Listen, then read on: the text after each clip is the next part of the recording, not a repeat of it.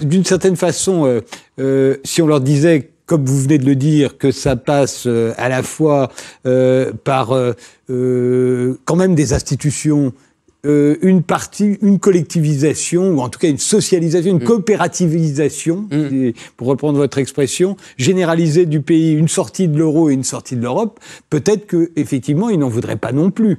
Qu'en disent les masses, au fond? Parce que vous comptez sur les masses, Frédéric Lordon, pour vous affronter au capitalisme qui, comme vous l'avez dit, ne se laissera pas faire. Moi, ce qu'en disent les masses, j'en sais rien, en réalité. Mais ce que je sais, c'est qu'elles se déplacent, qu'elles sont en travail. Elles ont considérablement bougé. Précisément, le mouvement des Gilets jaunes l'atteste.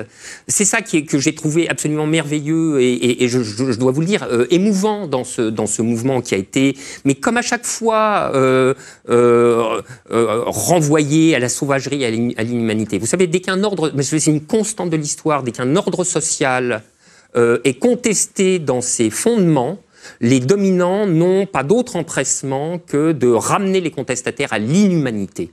C'est une chose qui se pratique alors, mais là, en régime, par exemple, dans les banlieues. Il y avait une très belle anthropologie, ethnologie de la police qui avait été faite par Didier Fassin, qui avait fait une enquête de terrain sur la BAC, et ce qu'il y a dans la tête des Baqueux est proprement effrayant. C'est-à-dire, les Noirs et les Arabes des quartiers ne sont pas tout à fait des êtres humains. Et c'est ce qui explique qu'on peut en faire un peu ce qu'on veut, leur tirer dessus un peu comme on veut. C'est pas tout à fait ce qu'il disait non plus. C'était en fait qu'il les voyait comme des suspects.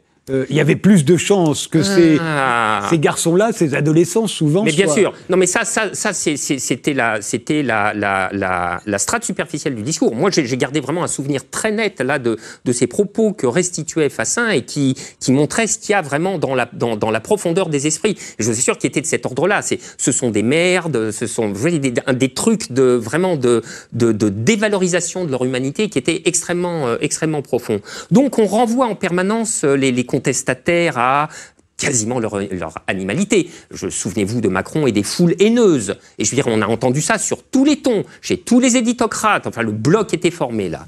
Et moi, ce que j'avais trouvé vraiment merveilleux chez les Gilets jaunes, c'est la vitesse à laquelle des individus qui jusqu'à présent n'avaient pas part à la politique s'y sont lancés, mais la politique au sens profond du terme, pas la politique des appareils, des partis, des institutions électorales. C'est ça, ils la rejettent. L'idée de réfléchir sur la Constitution. Exactement, mais pas seulement, sur plein de choses, surtout en réalité.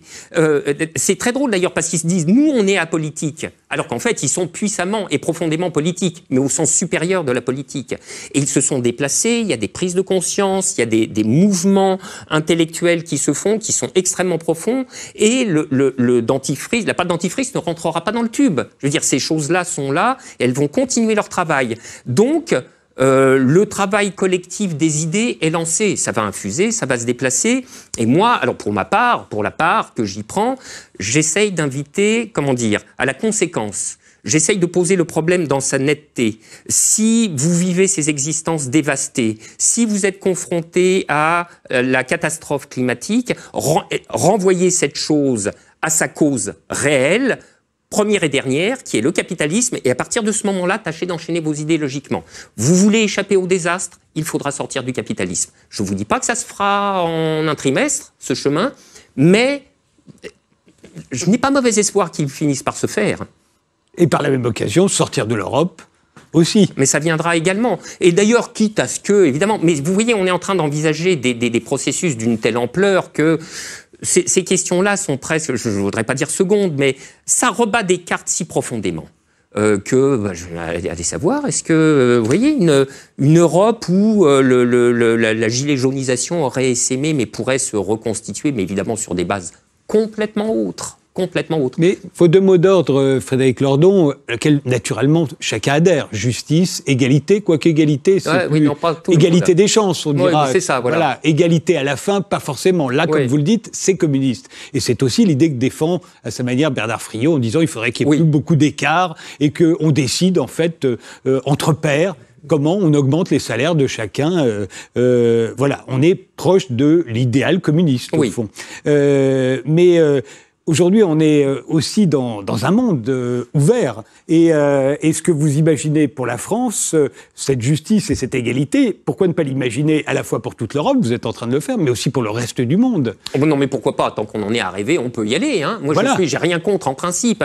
Maintenant, si vous voulez, si on regarde les choses avec un point de vue politique, je ne sais pas comment le qualifier, un peu plus stratégique, je veux dire, bon, oui, ça bouge dans tous les pays, des évolutions se font, le néolibéralisme est contesté de plus en plus violemment dans un nombre d'endroits de plus en plus grand, mais il faudrait quand même se la raconter en technicolor pour s'imaginer à la veille d'une révolution communiste. Mais toutefois, quand en Amérique du Sud ou en Asie, on parle des riches, on parle aussi de nous, mais oui, c'est de l'Europe, on parle des Gilets jaunes. Les Gilets jaunes, à l'échelle du monde, sont des riches. Mais vous avez tout à fait raison. Mais ce que je voulais dire en réalité est la chose suivante.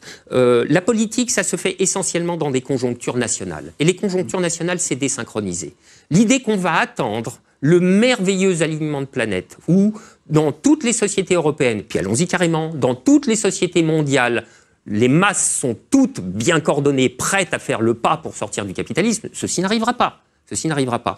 Et c'était exactement la même problématique que pour la sortie de l'euro. Alors, il y a de bons esprits qui disaient, bon, mais très bien, on va sortir de l'euro, mais on va le faire tous ensemble. Non, mais vous voyez, il faut croire à la fée Marjolaine pour... Cela dit, il suffirait que la France sorte de l'euro et l'euro cesserait d'exister. Ah non, mais oui, ça c'est certain. Mais alors, ça serait pas exactement cette sortie-là à laquelle les gens pensaient. Parce que, en tout cas, les gens auxquels moi je pense, qui sont des gens de gauche, disons altermondialistes ou alter-européistes, qui voudraient en réalité qu'on en sorte pour le refaire aussitôt. Mais mieux, selon nos voeux. Bon, moi, j'ai jamais cru que ceci pourrait arriver. En revanche, ce dont j'ai toujours été partisan, c'est que si un jour la conjoncture est telle que dans un pays c'est possible, alors il faut qu'il y aille. Il ne faut pas qu'il attende les autres. Et si vous voulez, comment dirais-je, la contagion internationale, parce que c'est ça la bonne part de l'internationalisme, c'est l'émulation. Ce qui se passe dans un pays, ça donne des idées aux autres. Lorsqu'il y a un processus quelque part, ça hâte les processus ailleurs. Mais ça ne peut se passer, d'après vous, que dans un pays.